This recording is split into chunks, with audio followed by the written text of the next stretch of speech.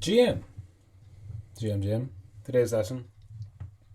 It's actually something that I started talking about on the live stream today. And it was a question from a student. And I said I'd expand on it here as a lesson. It's about quitting bad habits or else quitting entirely.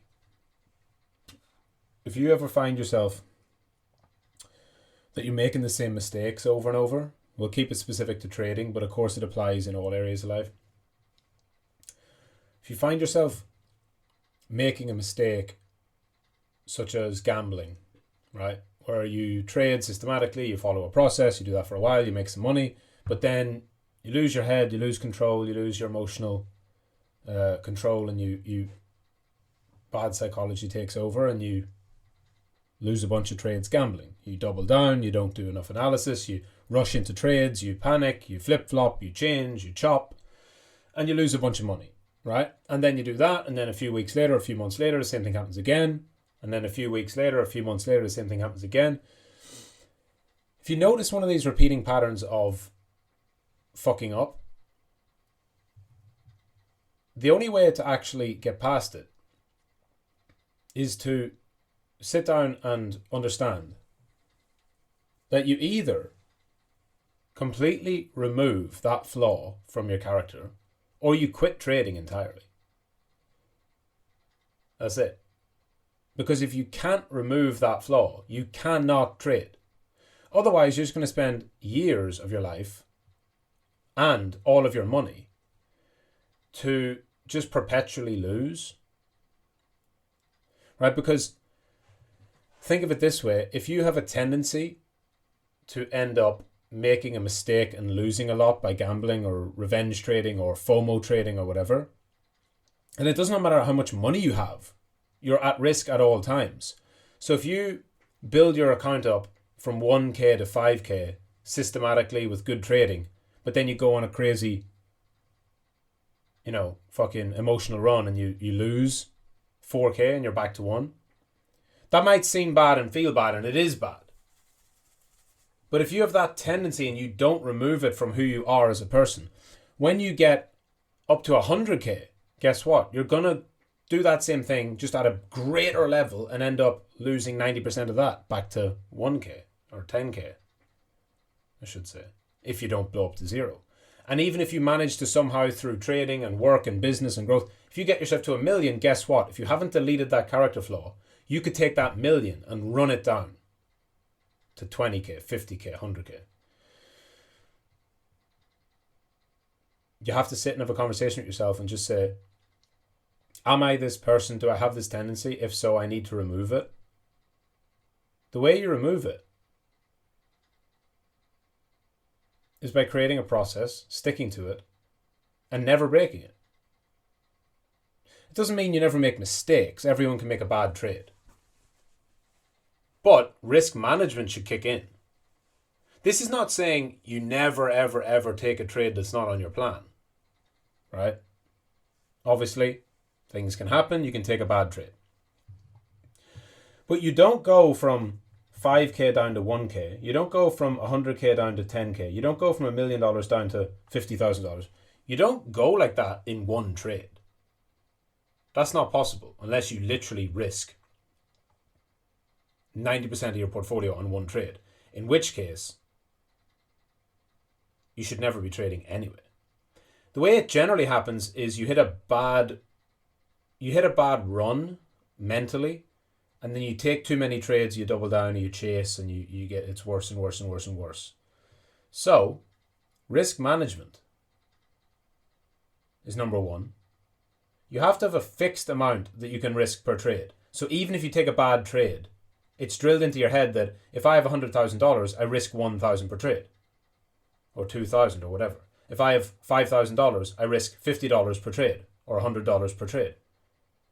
Right? Set your risk first, because even then, even if you take the stupidest, gambling, dumb, emotional, illogical trade, but you stick to your risk management, if you've no reason to enter other than your feelings, but you stuck to your risk management, that will at least stop you from blowing up entirely. That's the first step you have to take. Don't forget that. You can't lose all your money unless you risk it. Right? The money does not fall out of your account. It does not happen by accident. You have to literally type into the exchange and choose the amount you want to risk and then press enter and go long or short.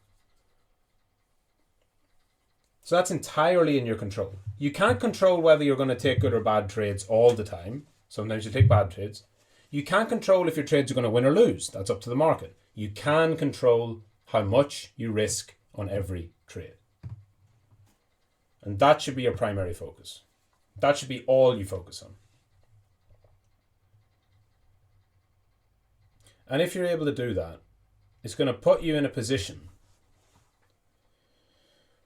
where you can actually make it. You can actually make a long-term go at this, a career potentially, or just have it as a profitable hobby, something you're able to do part-time.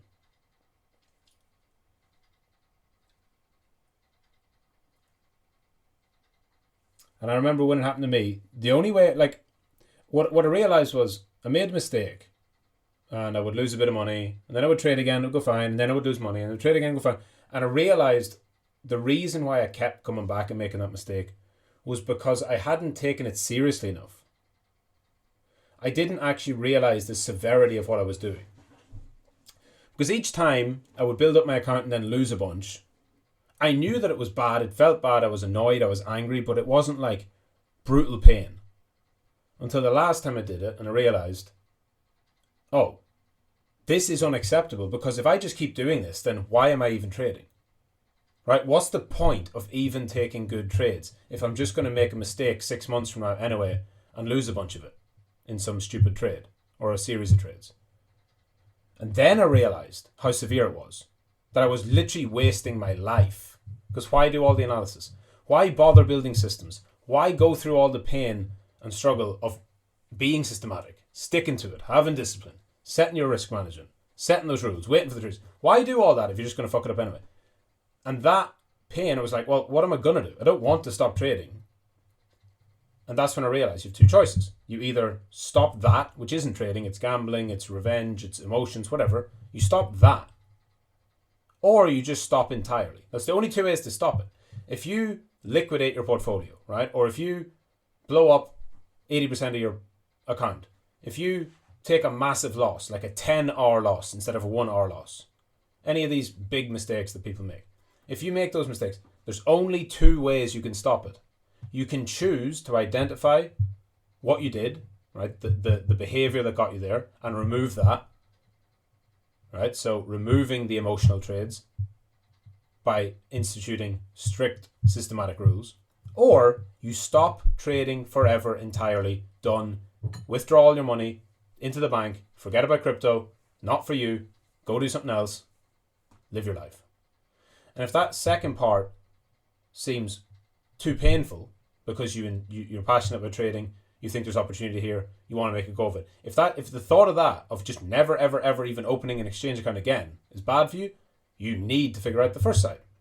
No other choice. There is no other choice. You either become the type of person who is immune to those mistakes, or you stop trading entirely. Because if you don't, it's a long, painful road that ends in despair. Because I've seen it over and over and over again. Doesn't matter how good you are. It does not matter how good your run is, how good your trading streak is, how long you stay consistent for. If you have that character flaw, you will blow up eventually. You will lose all your money, or a lot of it, and you will feel like shit. This is not about trading skill.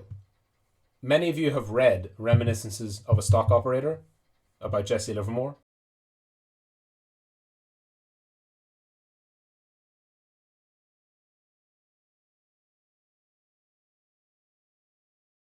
One of the best traders, one of the greatest traders in history. Most top traders now, and throughout the last 20, 30, 40 years, have cited his book as inspiration. They've read his book, Reminiscences of a Stock Operator. It's an account of his time on Wall Street in the early 1900s. A GOAT, an absolute legend. Billionaire level trader in today's money. Back then it was tens, hundreds of millions, right? And he blew up like 5, 6, 7 times throughout his early career and even into his later career.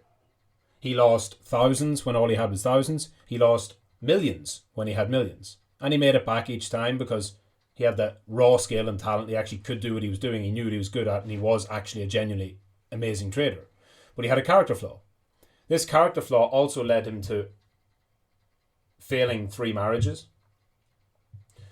And then on his 4th marriage, I think, or else his 3rd marriage, he married a lady who had married like 3 other men, and all 3 of those men she'd married had committed suicide. And then Jesse Livermore married her, ended up divorcing her, ended up losing everything once again in the market, lost it all, and ended up killing himself at 60 years old or whatever. So he died literally in the worst possible way, broke, washed out of the market, and he was objectively an amazing trader. No lack of skill. There's more to it than skill. He didn't delete that character defect, which goes deeper than just trading. Think about it. You have to do it. If that rings true to you, if you've made those mistakes before.